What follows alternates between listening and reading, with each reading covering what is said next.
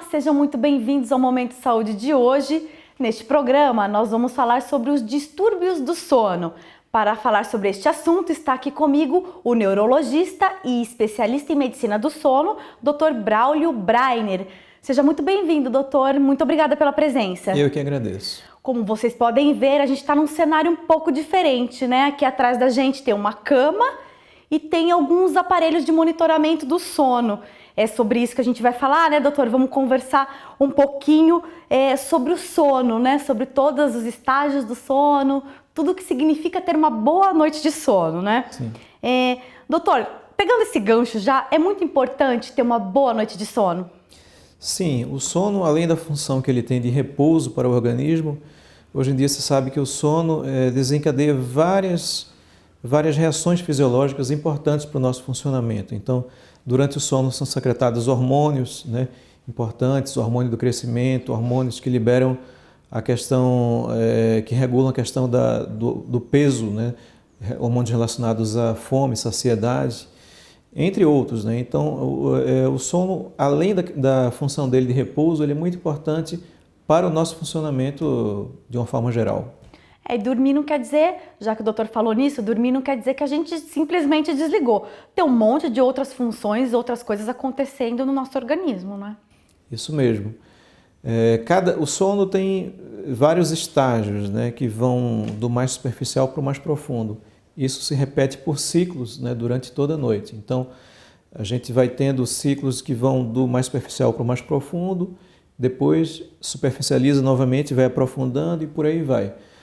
Cada um desses estágios é responsável por uma determinada função. Então, alguns hormônios são secretados em determinados estágios, outros em outros estágios. Por exemplo, um dos estágios, que é o estágio REM, onde a gente sonha muito, é um estágio muito importante para a nossa memória. Então, quem dorme bem, geralmente tem uma boa memória. A gente demora para atingir esse estágio REM, doutor? Quantas horas de sono? Como que a gente chega até esse estágio? O estágio REM é um estágio que acontece mais durante a madrugada, acontece mais após a meia-noite, né?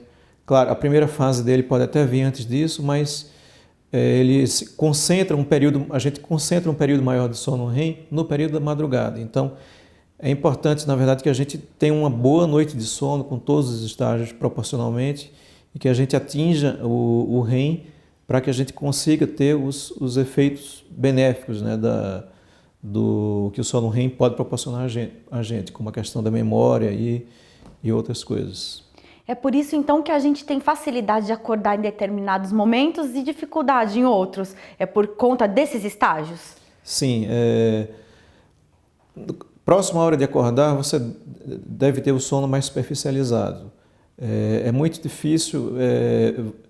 Pode até acontecer de você acordar no meio do sono mais profundo, mas geralmente isso acarreta alterações em toda a arquitetura do sono. Então, não é muito bom acordar no meio de um sono mais profundo. O ideal é esperar os estágios acontecerem naturalmente e próximo ao horário que normalmente você desperta, você vai estar num sono mais superficial.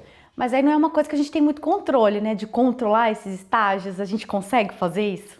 Não, a gente não consegue controlar bem os estágios, mas o que a gente consegue é dormir, assim, ter bons hábitos de sono, ter uma boa higiene de sono, controlar os distúrbios que porventura possam estar acontecendo, possam estar atrapalhando o sono. Se você fizer isso de uma maneira geral, o seu sono vai ser um sono de boa qualidade. Doutora, a necessidade de sono é de cada um? É individualizada? Sim, a necessidade de sono é individualizada. Não existe um padrão, existe uma média que a maioria das pessoas tem que ter de horas de sono, por volta de 6 a 8 horas de sono, mas isso varia muito de pessoa para pessoa. Tem pessoas que precisam dormir mais para se sentirem bem, se sentirem satisfeitas. Outras pessoas, com menos horas de sono, elas já se sentem bem, passam seu dia a dia bem, trabalham, fazem suas atividades diárias sem nenhum problema. E quanto aos horários também, né? Tem pessoas, por exemplo, que trabalham à noite, tem que dormir de dia. A qualidade já muda desse sono, não é? Sim. O trabalhador noturno, ele tem essas alterações do sono, ele precisa dormir bem de dia para ele se recompor, já que ele não dorme bem à noite. Só que o sono durante o dia é um sono que é muito influenciado por fatores externos, né? Durante o dia tem toda a vida acontecendo, tem barulho da rua, tem inúmeros afazeres que a gente tem no dia a dia. A própria luz natural A também própria luz atrapalha? natural, tudo isso são fatores que atrapalham um pouco a qualidade de quem dorme de dia. E com isso, realmente, o trabalhador noturno pode sentir mais, né? Ao longo do tempo, ele pode sentir mais a sensação de cansaço, de não ter um sono reparador. Aí, ao longo do tempo, ele pode sentir isso, né? Às vezes, normalmente também, né? Ele se sente um pouco mais cansado, menos dormindo durante todo o dia. Ele consegue sentir mais cansado ainda à noite? Pode acontecer isso, né? É importante a gente ver a questão do hábito, né? Cada pessoa tem um hábito de sono diferente. Existe, igual à situação anterior, existe uma média de pessoas, a média das pessoas vai dormir por volta das 10h30 ou 11 horas, para acordar por volta das 6, 7 horas. Mas existem pessoas que têm hábito vespertino, que a gente fala, que vão dormir muito tarde e acordam muito tarde, né? Essas pessoas, geralmente eles se adequam melhor, né? Têm uma melhor adaptação em trabalhos noturnos, já que elas funcionam muito bem no período noturno. Por outro lado, existem também os trabalhadores, as pessoas de hábito matutino, que a gente fala, que são as pessoas que vão dormir muito cedo, sentem sono muito cedo e acordam muito cedo. Essas pessoas teriam uma grande dificuldade de trabalhar à noite, se fossem colocado para elas essa opção, né? Eu, pelo menos, tenho um pouco de dificuldade de manhã. Eu acho que para funcionar de manhã, começar o trabalho já com aquele gás de manhã. Porque o meu hábito, por exemplo, é de dormir meia-noite, meia, 1h, e aí acordo cedo, acordo às 8, por exemplo. Então eu tenho um pouco de dificuldade, parece que demora um pouco para pegar no dia seguinte. Exatamente. As pessoas que têm o hábito mais vespertino, né, as pessoas que dormem tarde e acordam tarde, geralmente elas sofrem mais porque a gente tem é difícil a gente conseguir estender o horário de acordar, né? Geralmente as pessoas têm compromissos, então elas têm que acordar um determinado horário para seus afazeres de casa, para o trabalho, enfim, para o seu dia a dia. E com isso, essas pessoas normalmente elas têm a quantidade de horas de sono fica muito restrita, né? Isso ao longo do tempo pode prejudicar alguma coisa, doutor? Essas pessoas, por exemplo, que trabalham à noite, né? Que tem que dormir de dia, a qualidade desse sono de dia não é tão boa.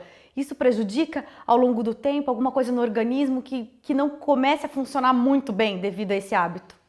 Pode acontecer. Elas podem ter uma sensação de sono não reparador, que a gente fala, né? Que é a sensação de levantar cansado, a sensação de se sentir sonolento durante o dia. Isso é o mais evidente nesses pacientes. Mas, ao longo do tempo, outras coisas podem vir também. Dificuldade de concentração, dificuldade de memória, né? Às vezes, alterações de peso, já que, como eu falei anteriormente, o sono é muito importante para a regulação do apetite. Então, tudo isso pode acontecer ao longo do tempo.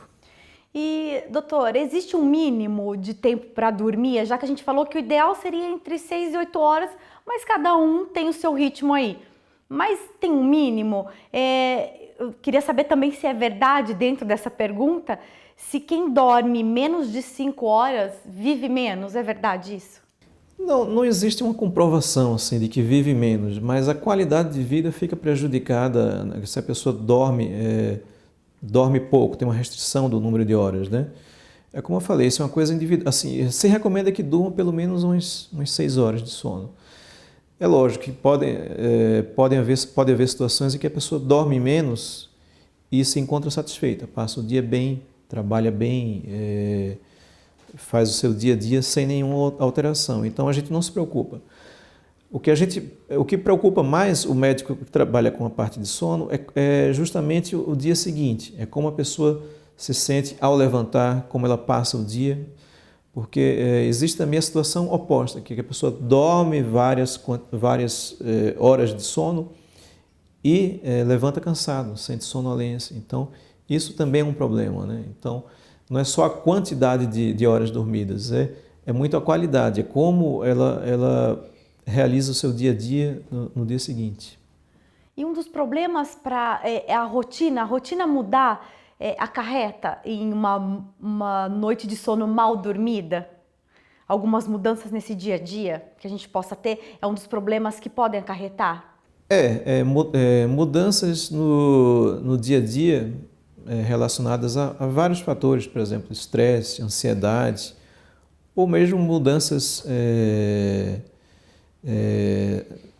decorrentes de fatores externos, por exemplo, vamos imaginar uma situação que você muda de trabalho, muda de cidade, tem um problema familiar, um problema de saúde, qualquer coisa assim pode influenciar no sentido de provocar uma insônia, pode ser um fator gatilho para provocar uma insônia, né? Então, a insônia, além da questão da predisposição da pessoa, existem também os fatores externos que podem atuar como um gatilho aí.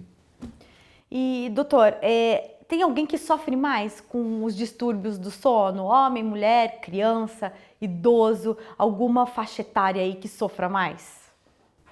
Cada grupo de pessoas tem uma peculiaridade. Por exemplo, os homens têm mais apneia do sono, né? Os homens eles roncam mais, têm mais apneia do sono. As mulheres têm mais insônia. E as crianças têm mais o que a gente chama de parassonia, que são os comportamentos que não deveriam acontecer durante a noite, que acontecem. Por exemplo, falar, né, durante a noite, que a gente chama de sonilóquio. O sonambulismo, que é andar durante a noite, né? Crises de terror noturno podem acontecer em crianças. Então, cada grupo de pessoas, grupo etário, ou de sexo masculino ou feminino, podem ter algumas peculiaridades que são inerentes aí. Tem queixas mais frequentes que você recebe aqui na clínica do sono, doutor? As mais comuns? O mais comum é o homem que vem com a queixa de ronco e de apneias, né? Só para esclarecer, a apneia é a parada respiratória que acontece momentaneamente durante o sono.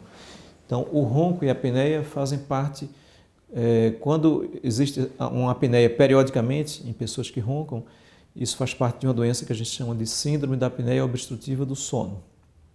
Tá? Isso é muito comum em homens. As mulheres geralmente vêm, muitas vezes elas vêm trazendo os maridos, né, com o problema da apneia do sono, e muitas mulheres têm também a queixa da insônia, que pode ser insônia aguda ou insônia crônica, né? Mas hoje em dia a insônia antes era bem mais comum em mulheres, mas hoje em dia a gente vê homens também com insônia, então é uma coisa que já está bem mais abrangente. Bom, mais sobre isso, sobre os distúrbios, a gente vai falar agora no segundo bloco, doutor. Vamos segurar um pouquinho o bate-papo. O Momento de Saúde vai para o intervalinho e nós já voltamos. Fique por aí.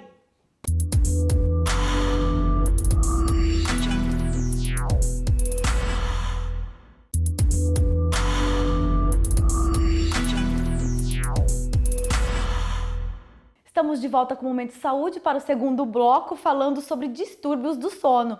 Nós estamos aqui com o neurologista especialista em medicina do sono, Dr. Braulio Breiner. A gente está aqui, né? Como eu já falei no primeiro bloco, tem um cenário um pouco diferente, uma cama, alguns aparelhos de monitoramento. É porque a gente está numa clínica do sono, na clínica do Dr. Braulio. No final do primeiro bloco, a gente falou sobre a apneia do sono, que é um dos distúrbios, né? Aí do sono. Eu queria que o doutor falasse sobre os mais frequentes que o doutor atende aqui na clínica. Mais frequentemente o que a gente encontra é, como você falou, a síndrome da apneia obstrutiva do sono, o que é que caracteriza essa síndrome? Geralmente é muito comum em homens, né, que roncam e periodicamente durante o sono eles podem apresentar paradas respiratórias que a gente chama de apneias, né? Essas paradas respiratórias elas provocam geralmente fragmentação do sono. Toda vez que você para de respirar, você é levado a acordar durante o sono. Esse despertar pode muitas vezes não ser um despertar consciente, é o que a gente chama de microdespertares, mas eles de fato eles atrapalham a continuidade do sono, porque cada vez que você acorda, você volta a dormir no estágio mais superficial.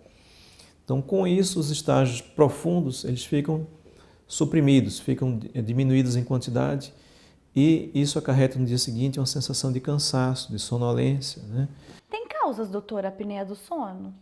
A apneia do sono é um fenômeno obstrutivo. Basicamente, o fenômeno que a gente tem é um estreitamento das vias aéreas, que acontece durante o sono. Esse estreitamento pode acontecer em qualquer ponto das vias aéreas, desde o nariz até mais embaixo na garganta. Mas o mais comum de acontecer é ao nível da garganta. Nossa musculatura tende a ficar mais flácida, né? Na região que a gente chama de faringe, hipofaringe. Durante o sono acontece também a queda da língua, a língua tende a obstruir também esse espaço. O palato, que é o céu da boca, ele relaxa muito, tende a encostar na língua e é um fator a mais de obstrução. Então, todos esses fatores levam ao estreitamento, são fatores de estreitamento das vias aéreas. O ronco por si só, o que é o ronco? O ronco é o ar passando por um caminho mais estreitado. Quando ele passa por esse caminho estreito, ele vibra as estruturas e ocasiona o ruído que a gente conhece como ronco.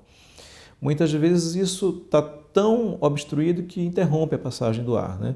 Que nesse momento é que acontece a apneia. E, doutor, então tá ligado sempre a apneia do sono e ronco ou não? A pessoa pode ter ronco, mas não necessariamente tem apneia do sono. Sim, o ronco pode acontecer em algumas pessoas sem necessariamente vir acompanhado de apneia, tá? Mas quem tem apneia geralmente ronca. O diagnóstico, a consequência na realidade de não tratar dessa apneia, tem consequências para o organismo, doutor? Sim, a apneia, além dela prejudicar muito a qualidade de vida, quem tem apneia geralmente se sente cansado, não passa o dia bem, fica muito sonolento, a performance no trabalho fica diminuída. Pode acontecer também um risco aumentado de acidentes.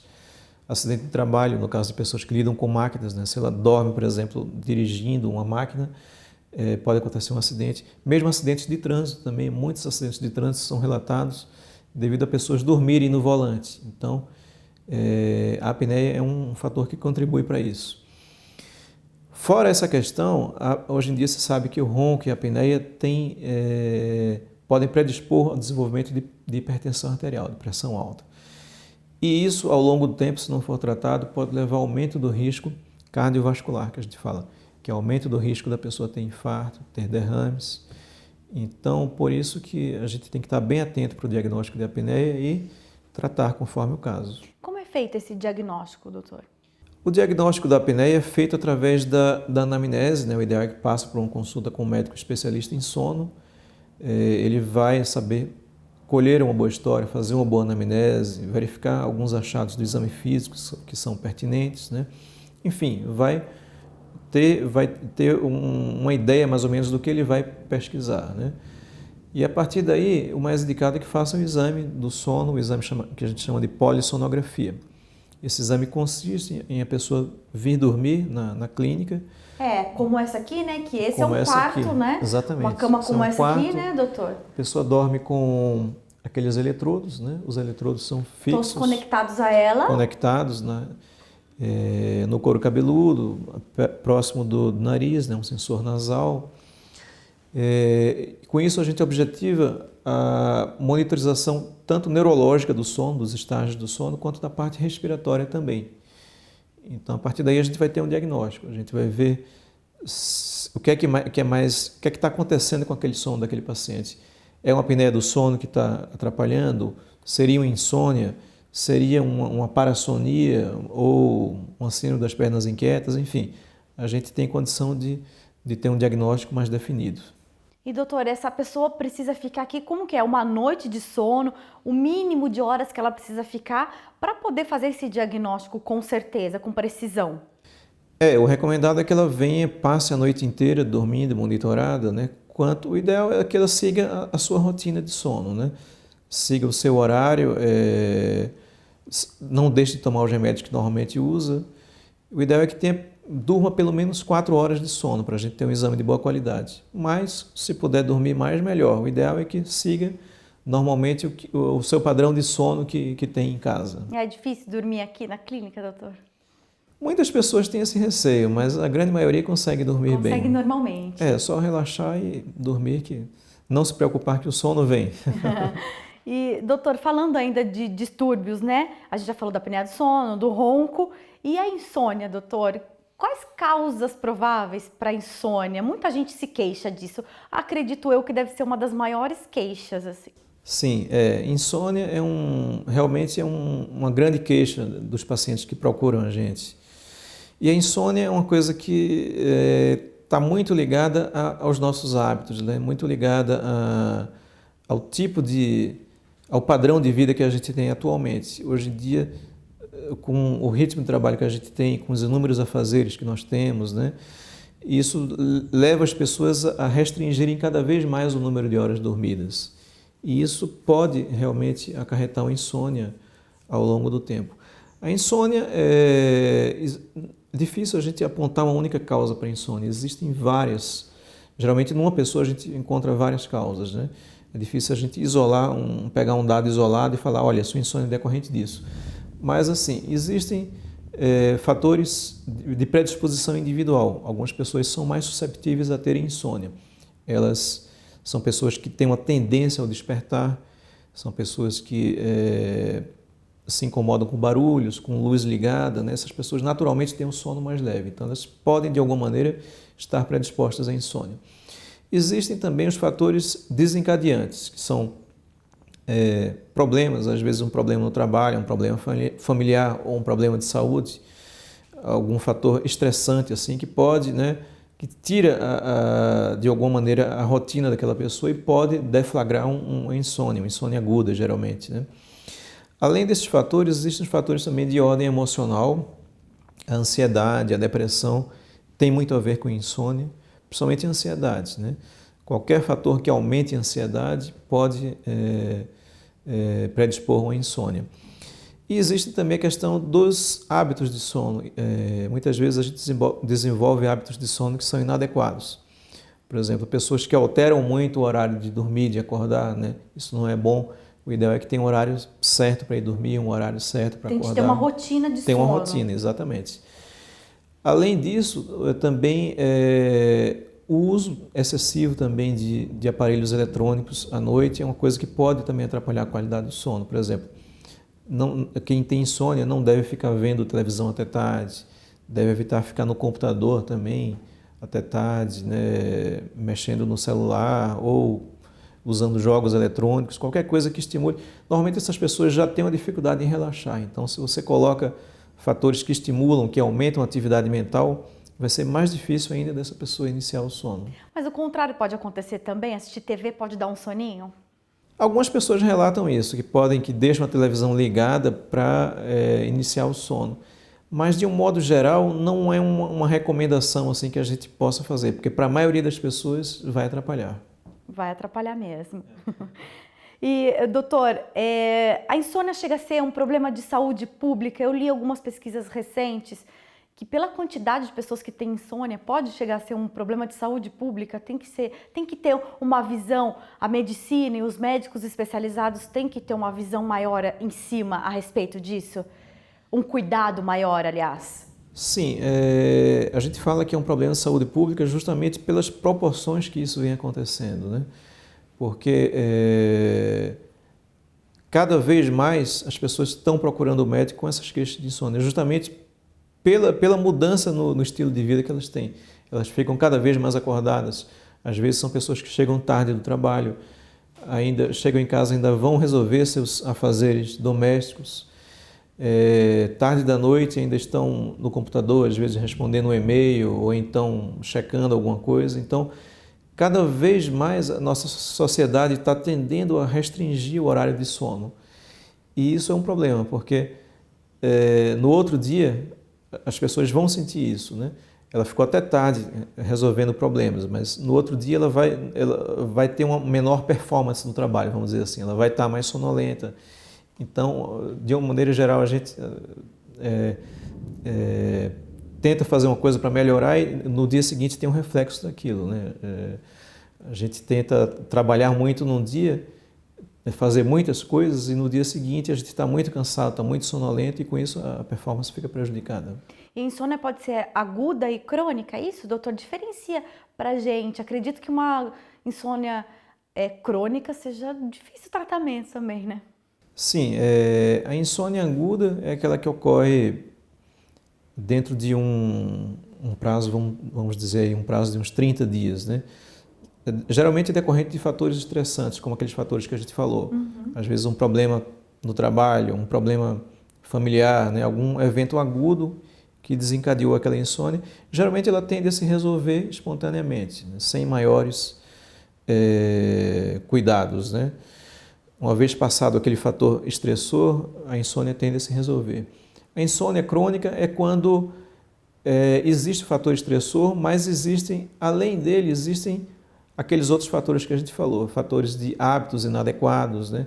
Fatores de ordem emocional também que influenciam. Às vezes é uma pessoa que tem um nível de ansiedade grande, né? Que não consegue controlar aquela ansiedade, e isso só vai se perpetuando, vai cronificando a insônia. Então, muitas vezes é indicado mesmo tratamento, uma insônia crônica. Assim. Às vezes a gente tem que fazer um tratamento específico. Medicamentoso, é isso? Medicamentoso. Ah, tá. Então ela se cuida dessa forma, então, com remédio. A outra, geralmente, tende a passando fator estressante. Depois, agora a crônica, geralmente é isso. É claro que cada caso é um caso. Muitas vezes na insônia aguda, a gente pode também usar medicamentos, né? Dependendo da intensidade. Dependendo de como a pessoa está. Agora, o tratamento da insônia tem a parte farmacológica, a gente fala que é a parte medicamentosa, mas tem também a parte não farmacológica, que são todas as orientações que a gente passa, né?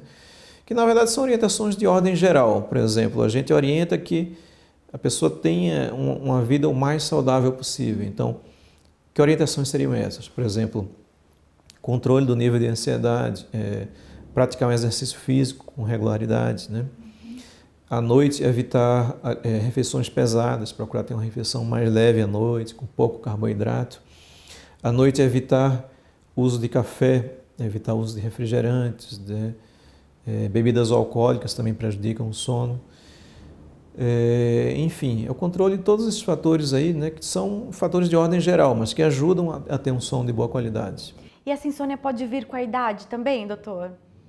Com a idade, o que a gente tem é uma fragmentação do sono, vamos dizer assim, né? O idoso ele tende a dormir menos em números de horas dormidas e ele tende a ter vários despertares durante a noite, né? É um padrão de sono que normalmente é bem próprio do idoso mesmo.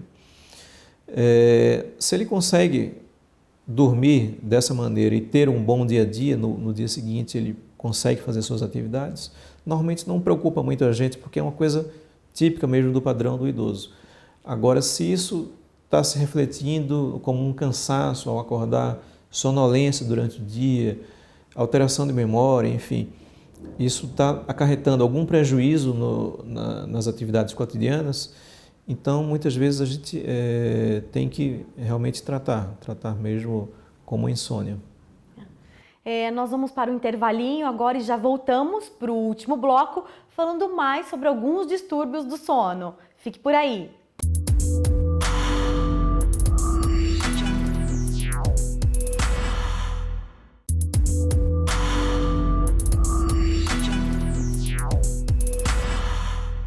Estamos de volta com o Momento de Saúde de hoje para o terceiro e último bloco, falando sobre distúrbios do sono. Está aqui comigo o neurologista especialista em medicina do sono, Dr. Braulio Breiner. Doutor, a gente terminou o segundo bloco ainda falando sobre distúrbios, né? Tem mais alguns que eu gostaria de conversar ainda nesse último bloco. A narcolepsia. Fala pra gente o que é, doutor.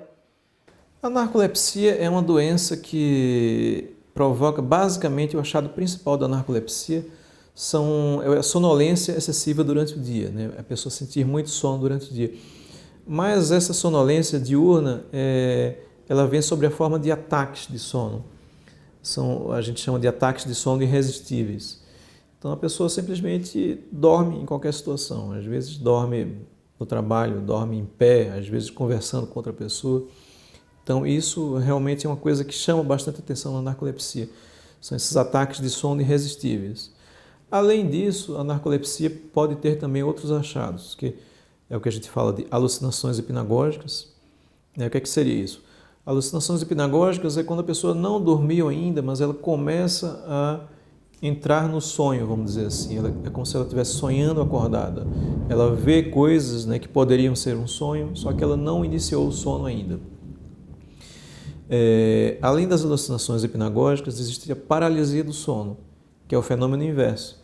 A paralisia do sono, você já acordou, você sabe que está acordado, mas o corpo não movimenta, o corpo não obedece, né? Existe uma atonia muscular, então é uma sensação muitas vezes que provoca uma angústia, porque a pessoa não sabe o que está acontecendo, ela sabe que acordou e que simplesmente o corpo não acordou ainda. Então Existem causas, doutor, para isso? Tanto para narcolepsia quanto para paralisia do sono? Paralisia do sono, desculpa. A paralisia do sono pode acontecer em pessoas normais. Ela acompanha a narcolepsia, mas ela, como fato isolado, ela pode acontecer em pessoas normais. Mas realmente ela pode fazer parte da síndrome da narcolepsia. A narcolepsia em si, a causa da narcolepsia são várias, né? Existem fatores genéticos, existem fatores hormonais, né, ligados a neurotransmissores. É uma coisa bem complexa, uma coisa que ainda tá sob estudo. Mas voltando à questão da narcolepsia, além de tudo que eu já falei até agora, tem também a questão da cataplexia, que faz parte da narcolepsia. Cataplexia são episódios de perda do tônus muscular, que acontecem mesmo com a pessoa acordada, a pessoa simplesmente perde o tônus, né? Às vezes ela desaba e cai mesmo ao solo, às vezes não chega a cair, às vezes é uma coisa parcial, às vezes só um movimento de flexão dos joelhos ou dos braços, né? Às vezes é uma coisa tão discreta que fica até difícil de você caracterizar, mas ela faz parte também da síndrome da narcolepsia. Tratamento, doutor, é difícil o tratamento? A narcolepsia, o tratamento basicamente é um tratamento medicamentoso, é um tratamento que a gente usa medicamentos estimulantes da vigília, que fazem a pessoa ficar mais acordada. Mas existem também, o narcoléptico ele tem uma necessidade de sono, então além do uso da medicação, a gente recomenda que sempre que possível, né, lógico, considerando a questão do trabalho, mas sempre que a pessoa puder dormir, ter cochilos programados durante o dia, é uma coisa boa. É importante. É uma coisa que melhora muito a qualidade de vida do narcoléptico. Aí ela pode não ter esses, de vez em quando, onde está dormir. Se ela tiver esses pequenos sonos... Fica mais fácil dela controlar. Fica mais fácil dela controlar. Ela acorda mais satisfeita, ela rende mais durante o trabalho. Então, a gente recomenda que, claro, respeitando as condições do trabalho e tudo, mas se ela puder ter esses cochilos programados, é uma coisa que ajuda muito o tratamento. Doutor, e a síndrome das pernas inquietas? Acho que como o próprio nome já diz, né? A gente já tem uma ideia do que seja. Fala dela pra gente, por favor. Síndrome das pernas inquietas é uma doença que acontece, que atrapalha muito, principalmente o início do sono. Então, o que é a síndrome das pernas inquietas? É uma sensação que algumas pessoas têm de mal-estar, principalmente nas pernas.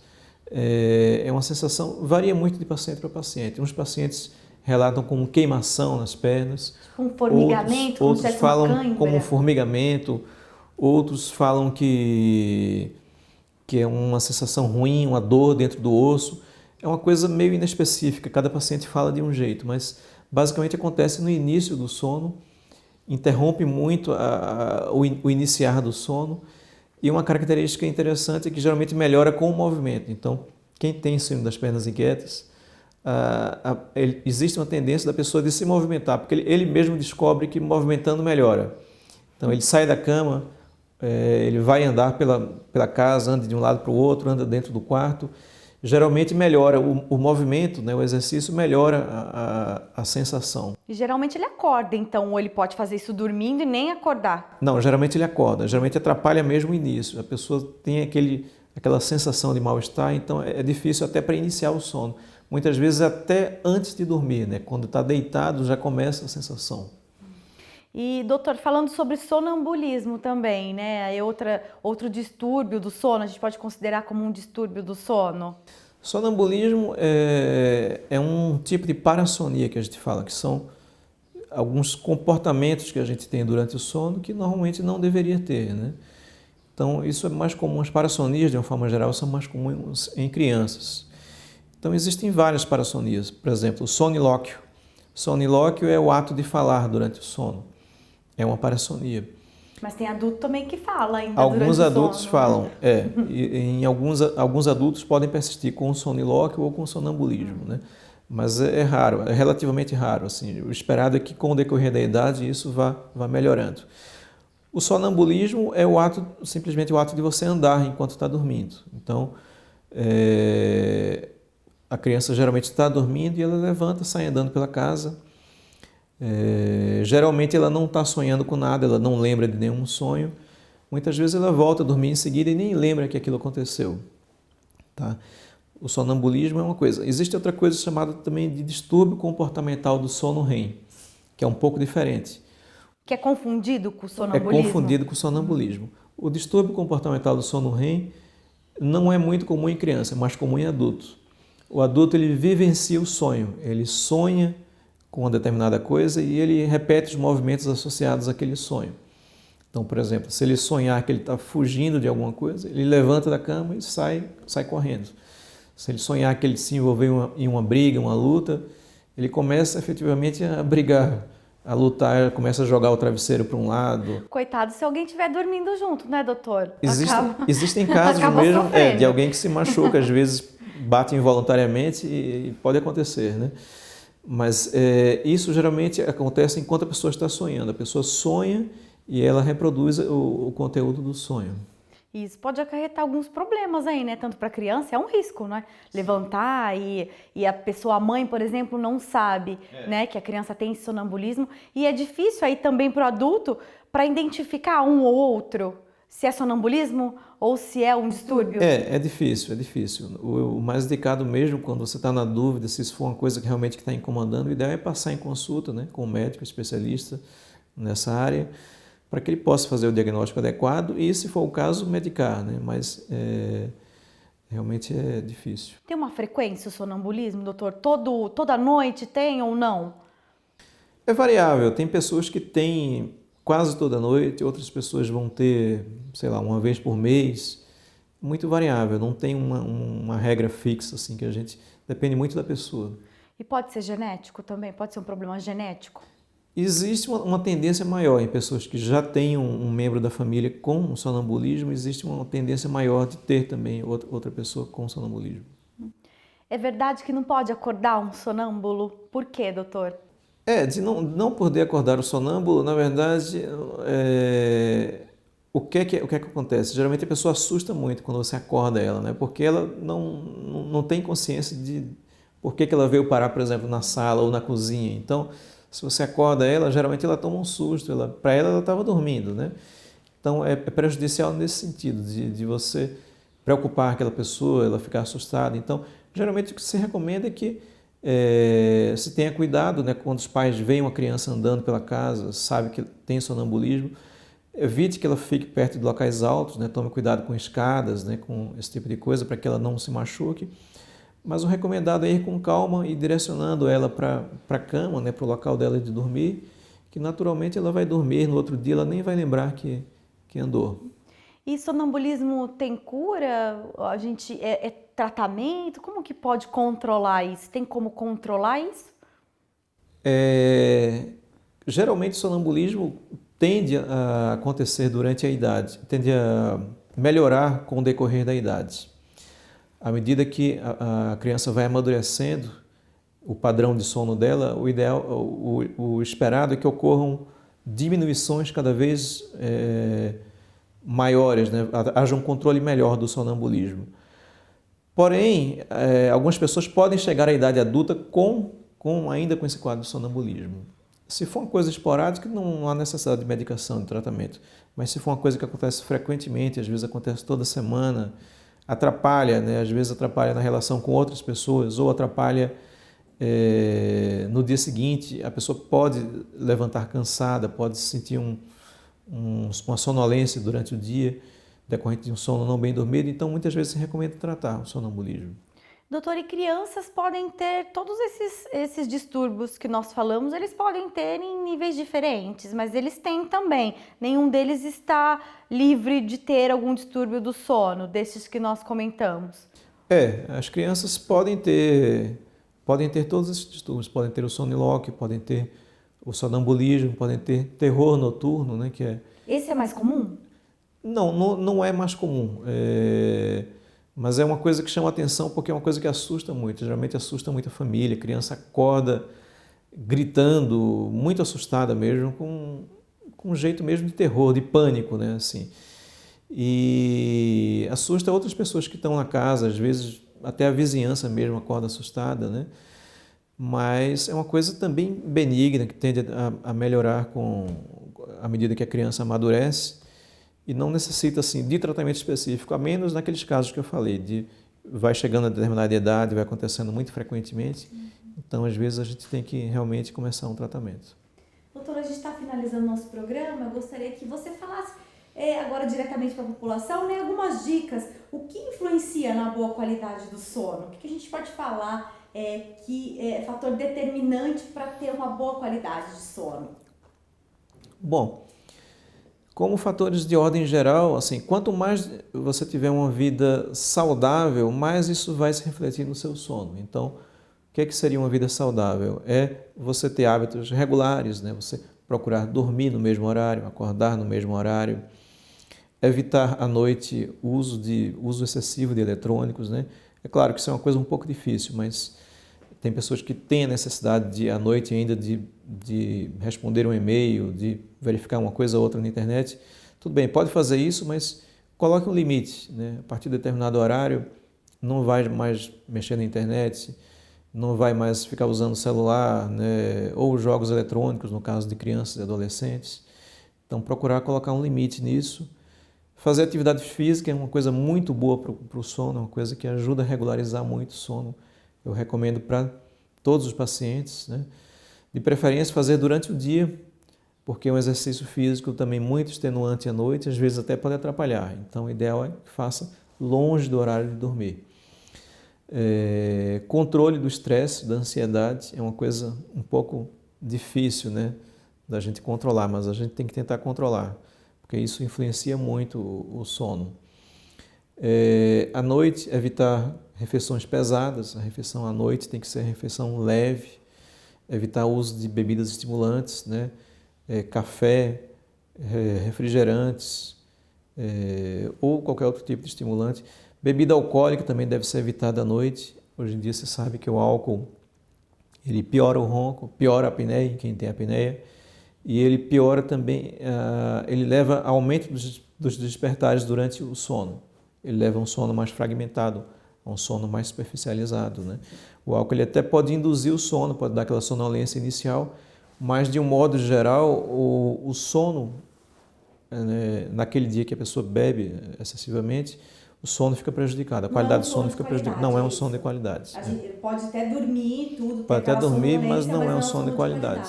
Exatamente. Então, tem alimentos também que ajudam a gente ter uma boa noite de sono?